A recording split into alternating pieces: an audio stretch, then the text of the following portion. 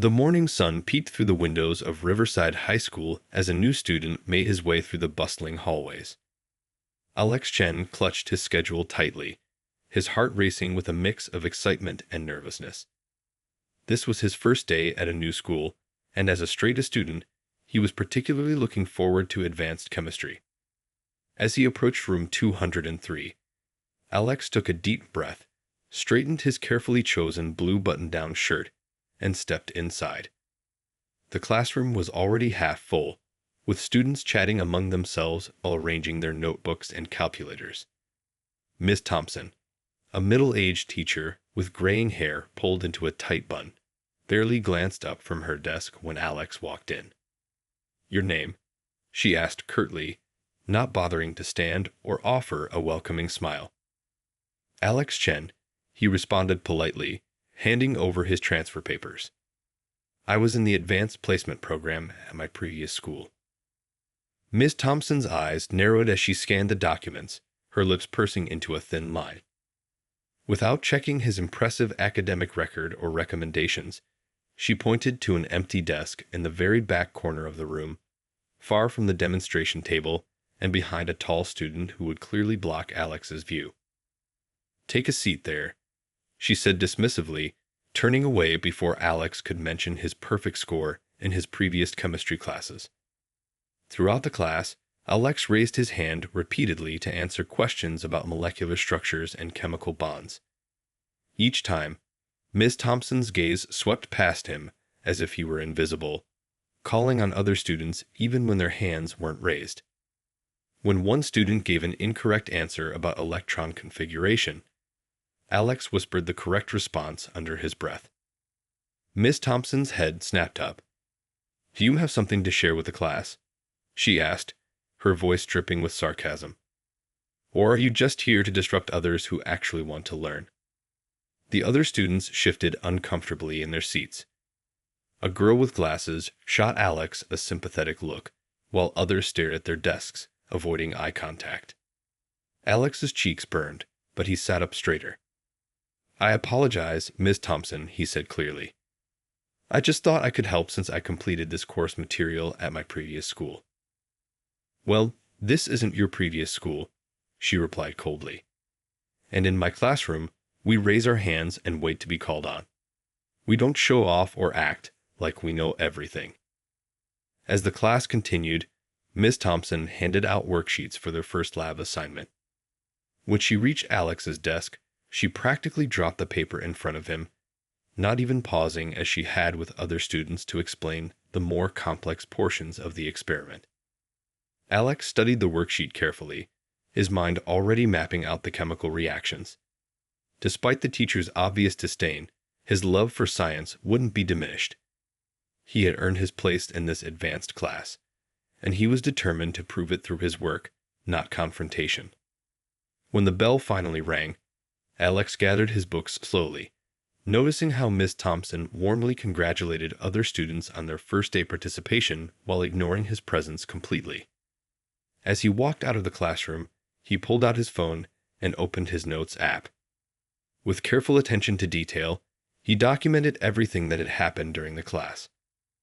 Little did Miss Thompson know that her actions weren't going unnoticed, and her assumptions about this quiet, dignified new student would soon lead to consequences she never expected. Alex walked down the hallway, head held high, knowing that sometimes the best response to prejudice was patience, documentation, and quiet determination. Over the next few weeks, Alex's advanced chemistry class became a daily test of patience. Each morning, he'd walk in with hope that things would be different, but Miss Thompson's behavior only got worse. She had a way of making simple things feel impossible, like when she'd stand directly in front of his desk while explaining important concepts to the class, or accidentally skip his lab group during supply distribution. One particularly frustrating Tuesday, Alex arrived early to set up for a crucial experiment. He had spent hours the night before preparing, reading ahead in the textbook to make sure he understood every step. As he carefully arranged his beakers and safety goggles, Miss Thompson walked past his station, frowning.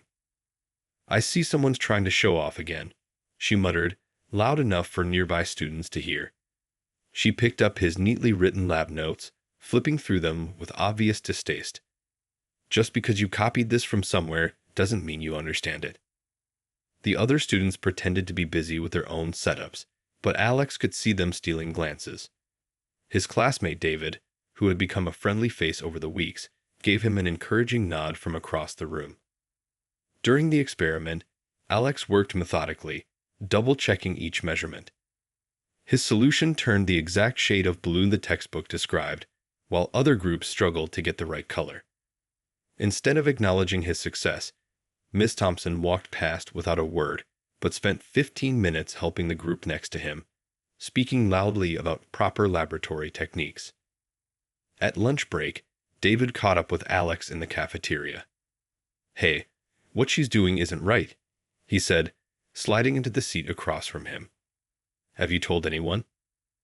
Alex pulled out his phone and showed David the detailed notes he'd been keeping. Dates, times, specific comments, and even the grades where she'd marked him down without explanation. "I'm handling it my own way," he explained quietly. "Sometimes the best response isn't the loudest one." That afternoon, things took a turn for the worse. As Alex answered a question about molecular bonds, one of the few times Ms. Thompson couldn't avoid calling on him since no one else had raised their hand, she cut him off mid-sentence. Well, looks like someone's been Googling answers again," she said sharply. "In this class, we prefer original thinking, not memorized responses from the internet."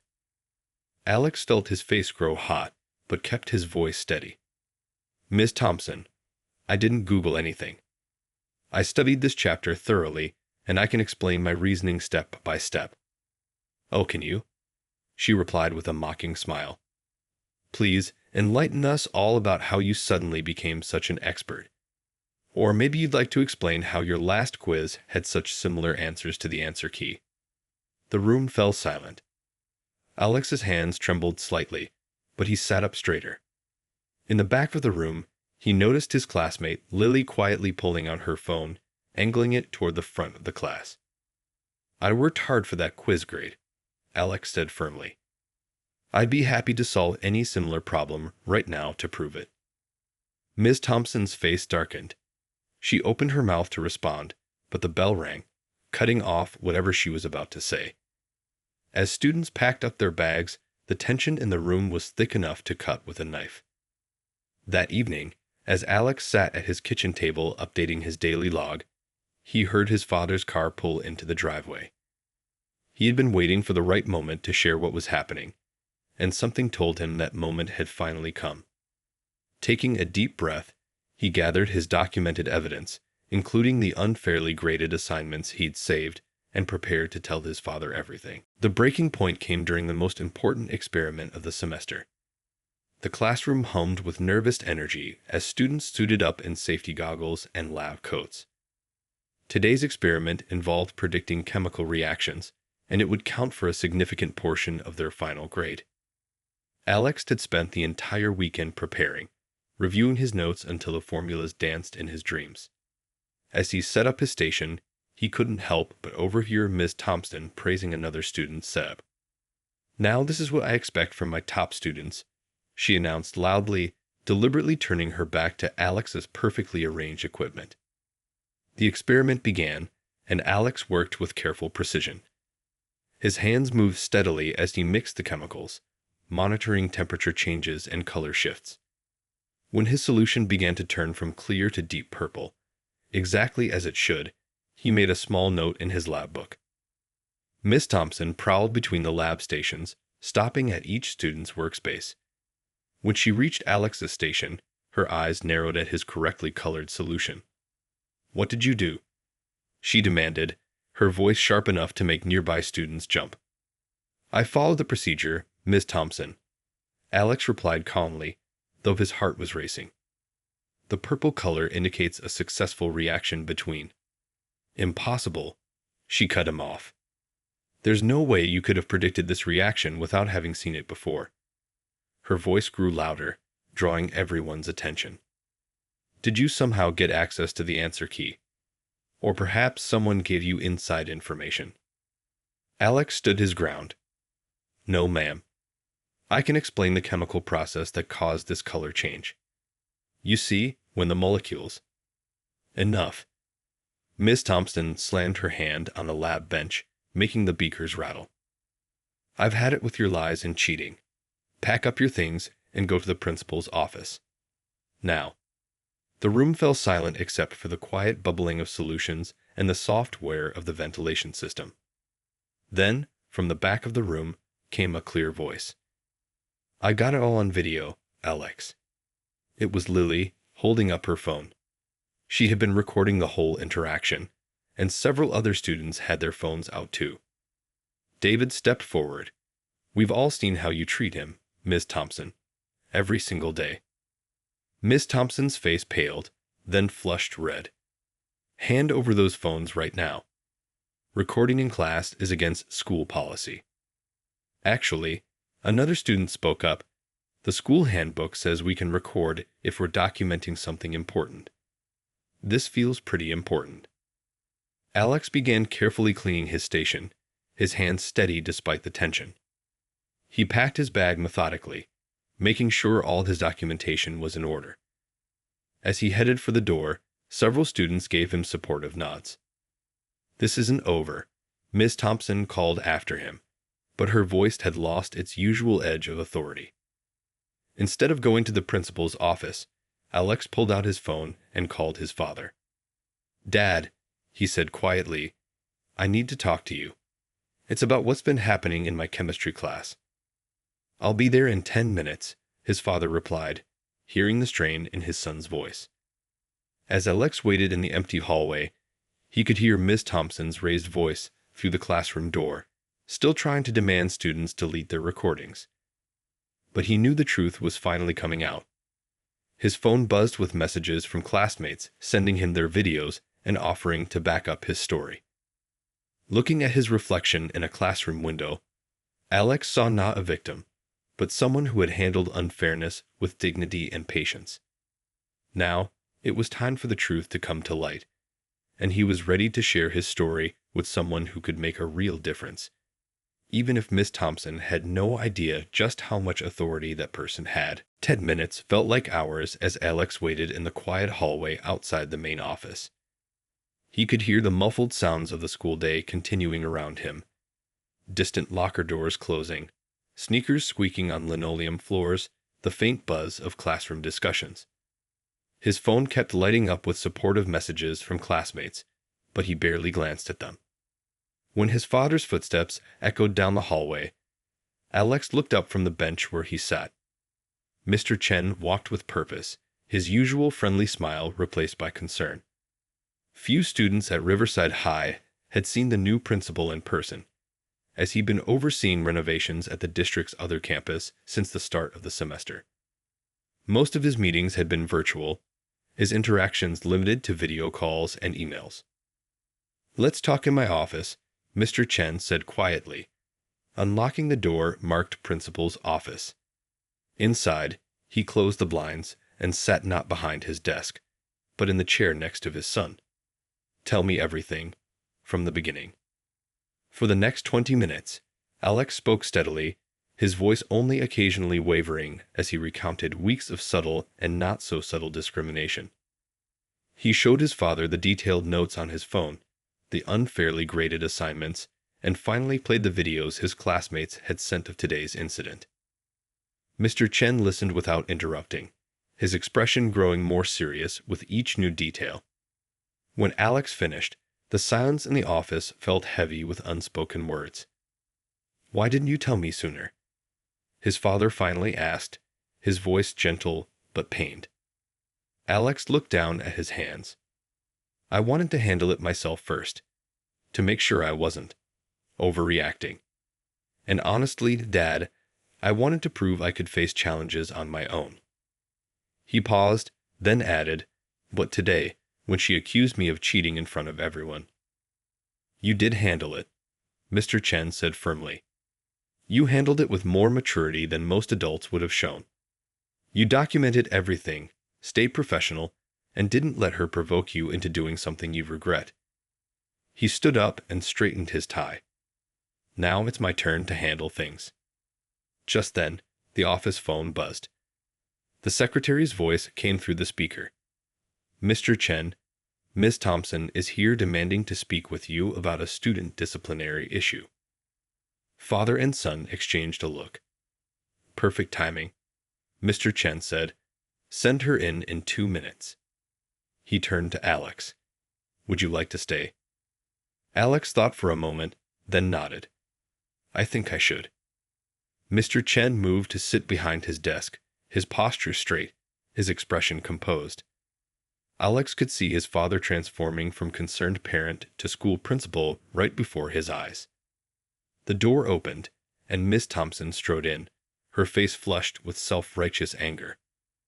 "Principal Chen, I need to discuss a serious case of academic dishonesty in my advanced chemistry class. A student named Alex." She stopped mid-sentence, finally noticing Alex sitting quietly in the corner. Her eyes darted between Alex and Mr. Chen, confusion slowly replacing certainty on her face. "Please, Miss Thompson, have a seat," Mr. Chen said calmly. "I believe we have quite a lot to discuss about what's been happening in your classroom."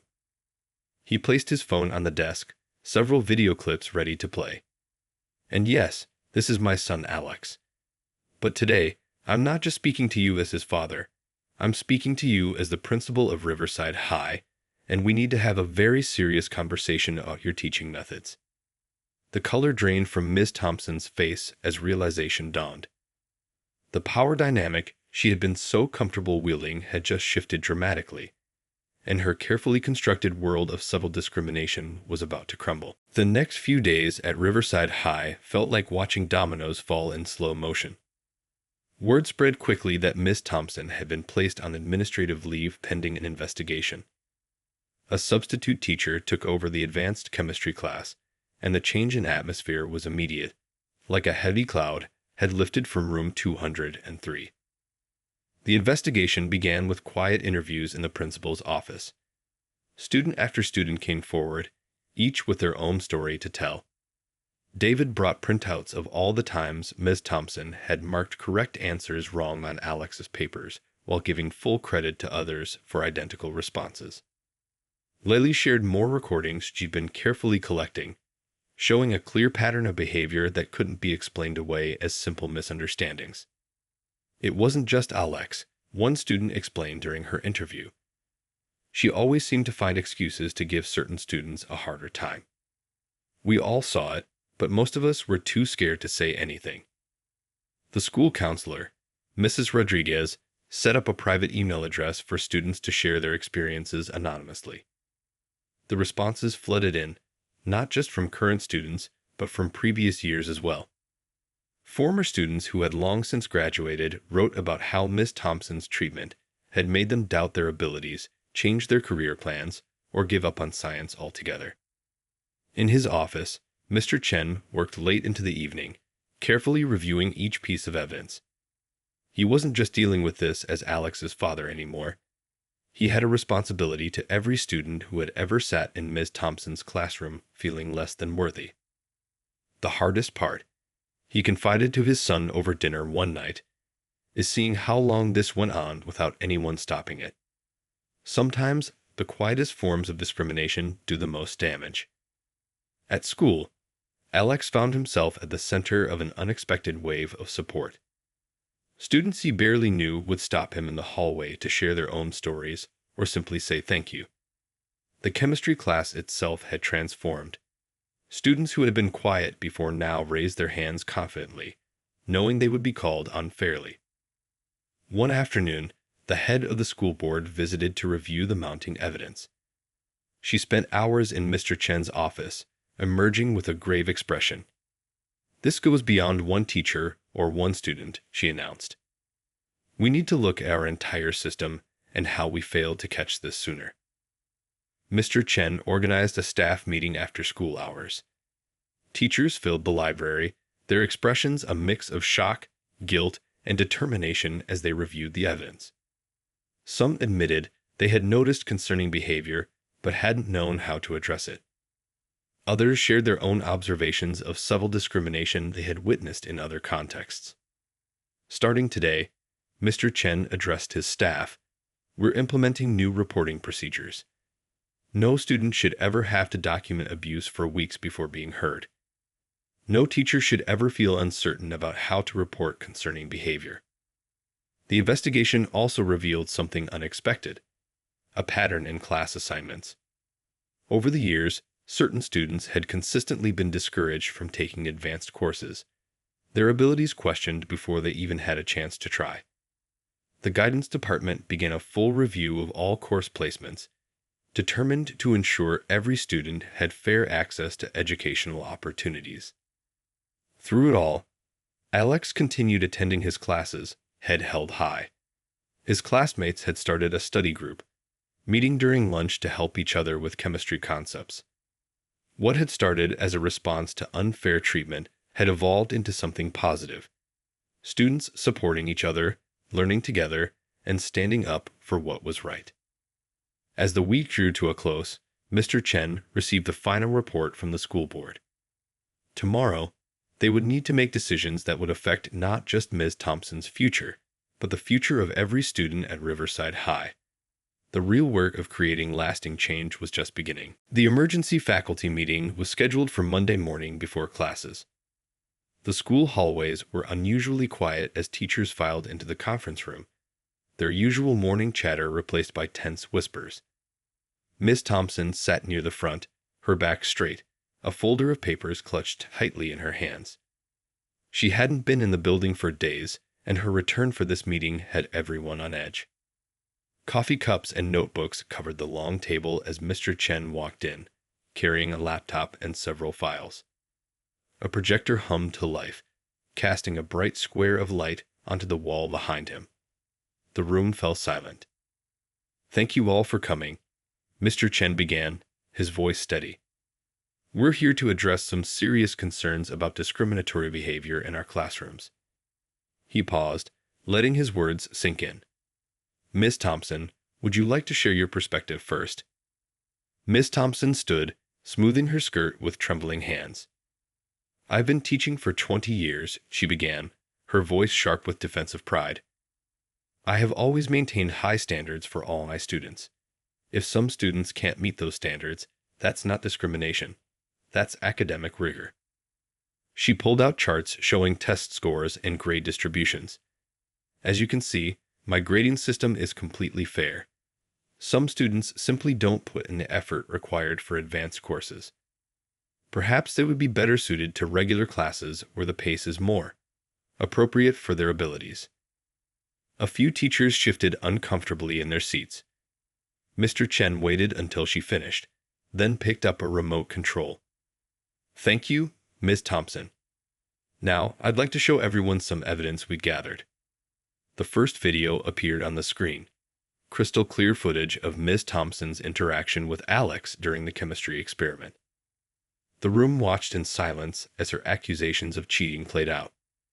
Then came more clips: her dismissing correct answers, making snide comments, deliberately blocking students' view of demonstrations. "This isn't just about one incident," Mr. Chen continued, switching to a spreadsheet.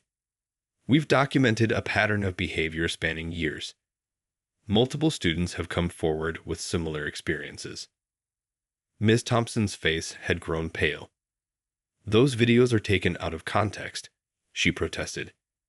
"And besides, who is this student to make such accusations? He's only been here a few months." "That student," Mr. Chen interrupted quietly, "is my son." The room erupted in surprised murmurs. Miss Thompson's mouth opened and closed soundlessly as she stared at Mr. Chen, finally making the connection. But you're the new principal," she stammered. "You've been at the other campus. I didn't know." "Would it have made a difference if you had known?" Mr. Chen asked, his voice still calm, but carrying an edge of steel. "Should it make a difference? Shouldn't every student receive fair treatment, regardless of who their parents are or what they look like?" The science department head spoke up. "I've reviewed all the lab reports you claimed were substandard," she said, addressing Ms. Thompson. They were actually excellent work. The only pattern I could find was in who you chose to mark down. Miss Thompson slumped in her chair, her carefully constructed defenses crumbling. I never meant. I was just maintaining standards. Standards shouldn't depend on what a student looks like or where they come from, Mr. Chen said firmly. Every educator in this room has a responsibility to support all students equally. He turned to address the entire faculty. This isn't just about one teacher or one student. This is about the culture we create in our school. Starting today, we're implementing mandatory sensitivity training for all staff. We're reviewing all our policies and procedures. And most importantly, we're creating clear channels for students to report any form of discrimination without fear of retaliation. As the meeting concluded, teachers filed out in somber silence, many stopping to speak quietly with Mr. Chen. Miss Thompson remained seated, staring at her now useless folder of defenses, finally facing the reality of her actions and their consequences. The school board meeting was scheduled for Wednesday evening in the main auditorium. Unlike the usual sparsely attended meetings, tonight the room was packed. Students, parents, teachers, and community members filled every seat, with more people standing along the walls. At the front of the room, the school board members sat behind a long table, their faces serious as they reviewed the thick folders before them. Mr. Chen stood at the podium, presenting the evidence with calm professionalism, but everyone could hear the underlying passion in his voice. Over the past 2 weeks, he explained, we've collected statements from over 50 current and former students. He clicked through slides showing anonymous testimonials, each one more troubling than the last. A former student, now in college, spoke about how she'd been discouraged from pursuing chemistry in university because Ms. Thompson had convinced her she wasn't cut out for science. Another described changing his entire career path after being repeatedly humiliated in class. Then current students began to speak. David stood up, his voice shaking slightly but growing stronger as he continued. We all saw what was happening, he said. But it was Alex who gave us the courage to finally speak up. He showed us that we don't have to accept unfair treatment just because it comes from someone in authority. Lily shared her recordings, her voice clear and confident. I started documenting things because I knew nobody would believe us otherwise. We needed proof that this wasn't just in our heads. Parents spoke next. A mother described how her daughter had gone from loving science to dreading school. A father talked about finding his son in tears after being accused of cheating on a test he'd studied weeks for. Throughout it all, Miss Thompson sat in the back row, her face growing paler with each testimony. When it was her turn to speak, she walked to the podium slowly, looking much smaller than she had in her classroom. She began, then stopped, looking around the room. I always thought I was just maintaining high standards. But listening to everyone tonight, I realized I wasn't maintaining standards at all. I was using them as a weapon. The board deliberated while the room waited in tense silence. Finally, the board president stood up. Based on the overwhelming evidence presented, the board has made its decision. Ms. Thompson will be suspended without pay for the remainder of the school year. Her return will be conditional upon completing extensive sensitivity training and demonstrating significant change in her teaching methods. But the board wasn't finished. Furthermore, the president continued, we are implementing immediate changes across the district. Every school will establish a student advocacy committee. We're creating an anonymous reporting system for any form of discrimination. And all staff will undergo mandatory training on creating an inclusive classroom environment. The room erupted in applause. Parents hugged their children. Teachers nodded in approval. Even some of the students who had been afraid to speak up before were smiling now, knowing things would be different going forward. As people began filing out, Alex noticed Ms. Thompson sitting alone, staring at her hands. For a moment, he remembered all the times she had made him feel small, all the doubts she had tried to plant in his mind. But then he thought about what his father always said about growth and change. Mr. Chen must have been thinking the same thing. He approached Miss Thompson and spoke quietly. "The real test isn't in making mistakes," he said. "It's in how we learn from them and what we do to make things right." She looked up, tears in her eyes. "I want to do better," she whispered. "I need to do better." As Alex walked home with his father that evening, the setting sun painted the sky in shades of hope. Something had shifted at Riverside High, and its effects would ripple out far beyond one classroom or one teacher. 3 months can change everything. As spring arrived at Riverside High, the school felt like a different place. The hallways buzzed with a new energy, and classroom doors stayed open, both literally and figuratively, creating an atmosphere of transparency and trust. The changes started small, but grew quickly. Every Wednesday afternoon, teachers gathered for diversity training sessions led by expert educators. At first, some staff members had been reluctant, seeing it as just another mandatory meeting. But as weeks passed, these sessions transformed into passionate discussions about creating truly inclusive classrooms. "I never realized how many little things I was doing that might make students feel unwelcome," one math teacher admitted during a session. "Now I think twice about every comment, every gesture, every decision I make in class." The new Student Advocacy Committee met in the library during lunch breaks, with representatives from every grade level. They created a simple but powerful system for reporting concerns, a mobile app that let students share their experiences anonymously. Each report was reviewed by a diverse panel of teachers, administrators, and student representatives. Alex's chemistry class, now led by a new teacher named Mr. Baker, had become a model for other classrooms. Students worked in deliberately mixed groups, sharing knowledge and supporting each other. The atmosphere was challenging but encouraging, proving that high standards and compassion could go hand in hand. One morning, David raised his hand in class. "Mr. Baker," he said, "I'm stuck on this problem. I've tried 3 times but can't get it right." "That's exactly where you should be," Mr. Baker replied with a smile. "Science isn't about getting everything right the first time. It's about trying, failing, and trying again. Who wants to help David think through this?" Several hands shot up immediately. This was the new normal. Students helping students, everyone invested in each other's success.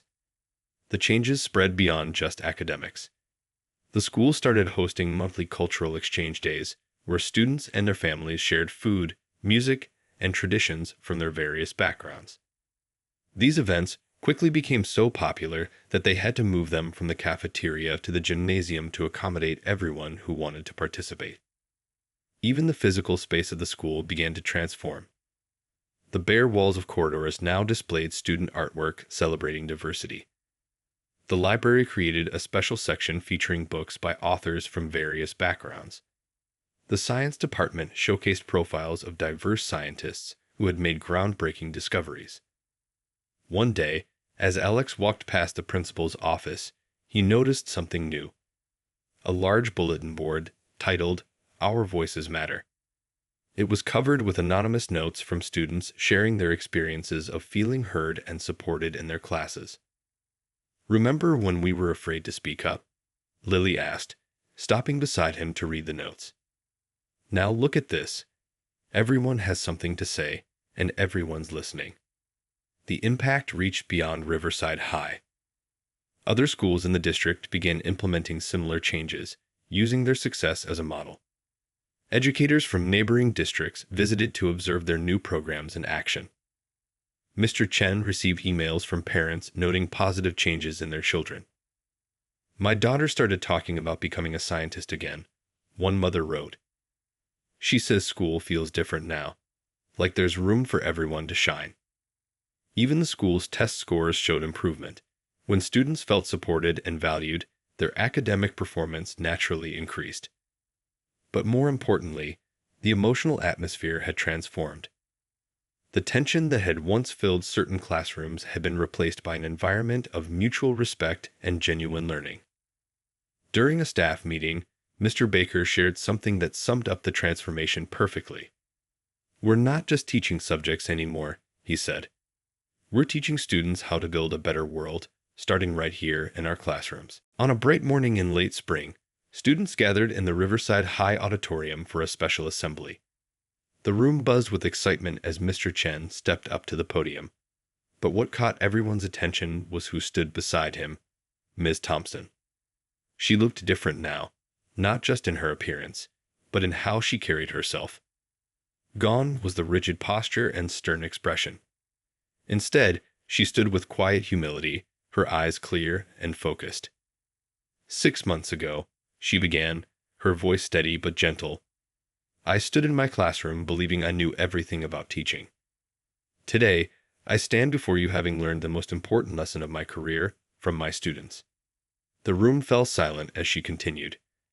Through the sensitivity training, I've learned to see my own biases, to understand the harm they caused, and to work actively to change them.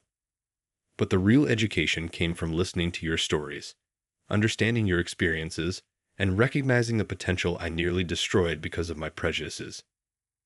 Alex sat in the middle of the auditorium, surrounded by his classmates. He watched as Ms. Thompson spoke about her journey, about the hard work of confronting her own biases, and about the transformative power of accepting responsibility for change. The hardest part wasn't admitting I was wrong, she said. It was realizing how many students I had hurt over the years, believing I was doing the right thing. To all of you, I offer not just an apology, but a commitment to do better. Then she did something unexpected. She turned to face Alex directly. To the student who had the courage to stand up, who documented everything with patience and dignity instead of anger, thank you. You taught me more about integrity and strength than I managed to teach about chemistry. Mr. Chen stepped forward then, sharing news that brought smiles to many faces.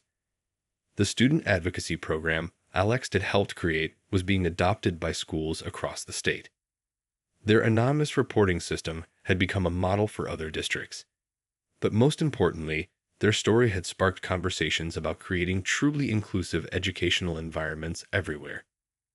Change doesn't always come from big gestures, Mr. Chen explained. Sometimes it comes from one person refusing to accept unfairness, from small acts of courage that inspire others to speak up too. As the assembly concluded, students and teachers mingled in the hallway. Ms. Thompson, who would return to teaching next semester, this time in regular chemistry while continuing her growth journey, spoke quietly with small groups of students, listening more than talking. David approached Alex with a grin. Remember when you first transferred here? Who would have thought one new student could change everything? Lily joined them, her phone, now famous for capturing the crucial evidence, in her hand. I'm making a documentary about all this, she announced. About how speaking up against discrimination can create real change. Want to help? Alex looked around at the school that had transformed from a place of tension to one of opportunity. The walls now displayed student artwork celebrating diversity, and the hallways echoed with conversations in multiple languages. New clubs had formed, focusing on cultural exchange and mutual understanding. Even the chemistry lab had been renamed the Discovery Zone, emphasizing exploration and growth over rigid rules. You know what the best part is? Alex said to his friends, it's not just about what changed here. It's about all the schools that will change because of what happened here. Every student who won't have to go through what we did because we spoke up. As they walked to class together, passing the bulletin board where students now freely posted their thoughts and experiences, Alex felt a deep sense of satisfaction. The story that had started with one teacher's prejudice had become something much bigger. A lesson about courage, change, and the power of standing up for what's right, one person at a time. Mr. Chen watched the students pass by his office, knowing that Riverside High would never be the same. And that was exactly as it should be.